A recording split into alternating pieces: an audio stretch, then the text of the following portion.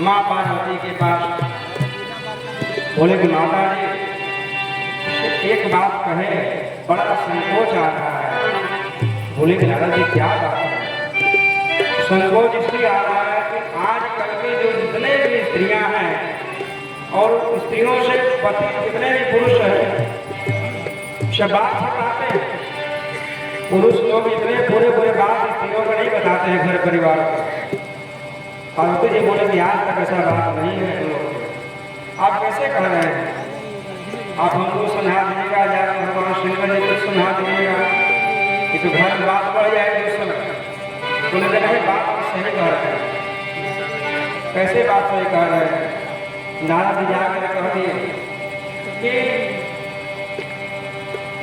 आज तक बताइए कि भगवान शंकर जी जो मुंडों की जो शरीर जो है उसका जो है माला पहने हुए हैं मुंडों के, आज तक बताए क्यों पहने हैं, किनका मुंड है?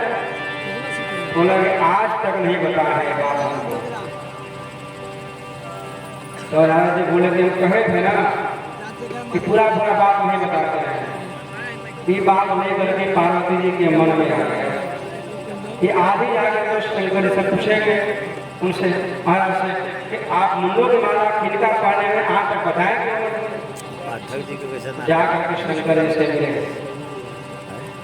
शंकर जी से मिलने के बाद कहते हैं हे प्रभु, हे स्वामी बताइए कि माला किनका है और मुंड आप कब से धारण किए हुए हैं, अब इतने साल मुंड क्यों?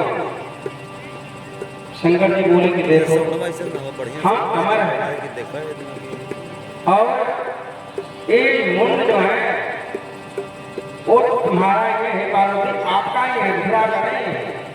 बोले मेरा कैसे है? इतनी बात आप जन्म ले चुके हैं और उतनी बार आपका मृत्यु प्राप्त हुआ है, इसलिए आपके यादगारी के लिए प्रेम में हम इतने मुंडों की माला उगाते हुए हैं। इतनी बार आपका जन्म हुआ है। अब इतनी बार की पुष्टि के लिए श्रीमद गोस्वामी जी राम को लिखे हैं, एक बार त्रेता युग माही शंभु ये कुंभ सिपाही, एक बार त्रेता युग माही शंभु ये कुंभ सिपाही, संगति जना जननी भवानी भोज जानी वेश्वर जानी, एक बार त्रेता युग माही शंभु ये कुंभ सिपाही, एक बार त्रेता युग माही शंभु ये कुंभ सिपाही। गोस्वामी पुष्टि करके एक बार एक त्रेता युग आया था, उसमें भगवान शंकर जी और मां सती कुंभज ऋषि के पास, अगस्त्य ऋषि के पास यही श्री राम कथा भगवान की कथा सुनने गए थे। वही हम शंकर जी कहने के एक बार नहीं, आप एक बार जन्म हो चुका है, इसलिए आप यादगारी मुंडों की माला पहने हैं।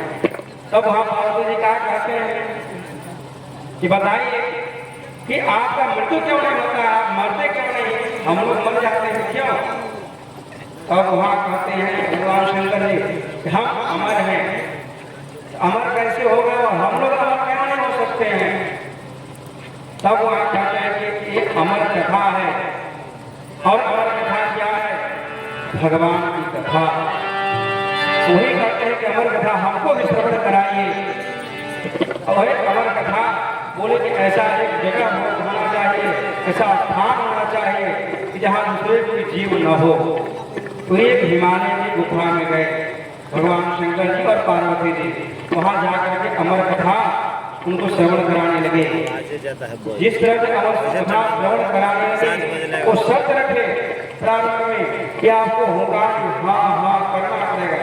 जिसे घर में बाल बच्चे को, छोटे बालक को कथा सुनाते हैं तो सब कहते हैं होतारी भव, तो तुम्हारा पुष्टि मिलेगा कि हाँ तुम सुन रहा है, सो नहीं रहा है।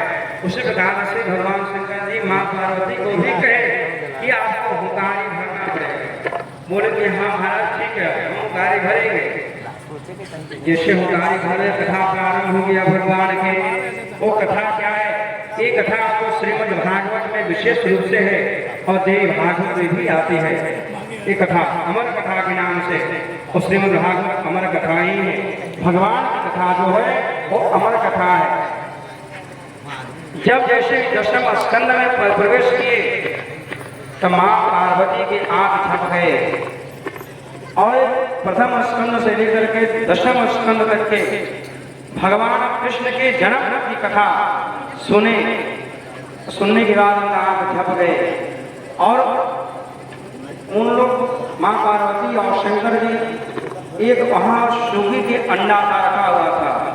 सुगी के अंडा में इतने उसमें तेज हो गया उस कथा को, ब्रह्म ज्ञान को श्रवण कर करके वो बात को, उसमें से अंडा फट करके एक सुगी का सांप बच्चा निकला, और माँ पार्वती सो गई, आग झप गए, तो वो सांप कार्य करने लगा, हाँ हाँ करते रहा। और उसके बाद 12 स्कंद पूरे हो गए श्रीमद् भागवत के, तो उसमें आकर के जब एक देखे कि होता है माँ पार्वती की जगह, अब चलिए पूरा कथा सुनिए। माँ पार्वती चौक पर उठती है वहां पर, तो बताइए आगे कथा क्या है? बोले कहाँ तक सुने? भगवान कृष्ण के जन्म तक ही सुने, आगे कथा क्या है?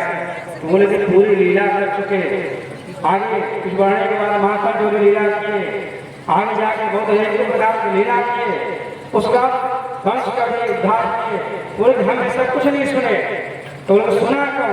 उसमें सावक एक बच्चा निकल कर उड़ गया वहां से, तो उसके पीछे त्रिशूल भी वहां चला दिया।